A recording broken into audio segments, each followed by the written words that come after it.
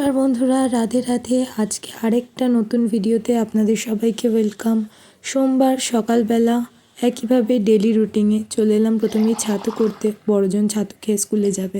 এসে কেউ সোফায় ঘুমিয়ে পড়ে। ওই যে আমি ঠান্ডাটা নিতে পারি না, তুই সরা।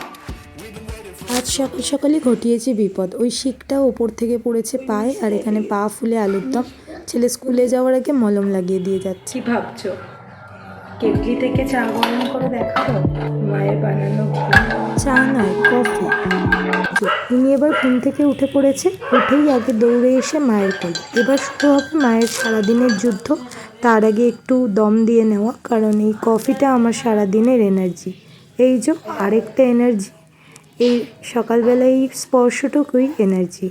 এখন প্রায় দিন ডায়েটের জন্য এটাই খেয়ে থাকি সকালবেলা। চিয়া সিড ভেজানো জল আর ড্রাই ফ্রুটস আর কি, ওই ছোলা বাদাম মিশিয়ে আমি নিজে খেয়ে নিই, তারপর এনাকে খাওয়াতে বসে। কারণ এনাকে খাওয়াতে গেলে সারা দিন আর কোনো কাজ হবে না, এনাকেই খাওয়াবো। এই দেখুন কীভাবে ধরে বেঁধে খাওয়াচ্ছি।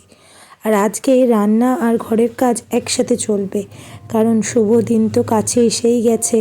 এখন প্রচণ্ড ব্যস্ততায় দিন কাটছে। দাদাকে ভালোবাসিস?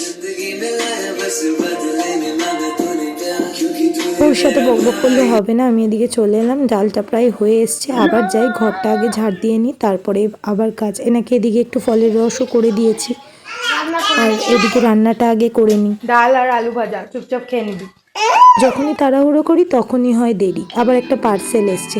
এই যে খাওয়াতে বসেছি। শুভ দিনটা কি জানতে হলে অবশ্যই আমার চ্যানেলটাকে সাবস্ক্রাইব করে রাখবেন। আস্তে আস্তে আপনাদের জন্য সমস্ত ভিডিও আনবো। আর কেমন লাগছে ভিডিও জানাবেন।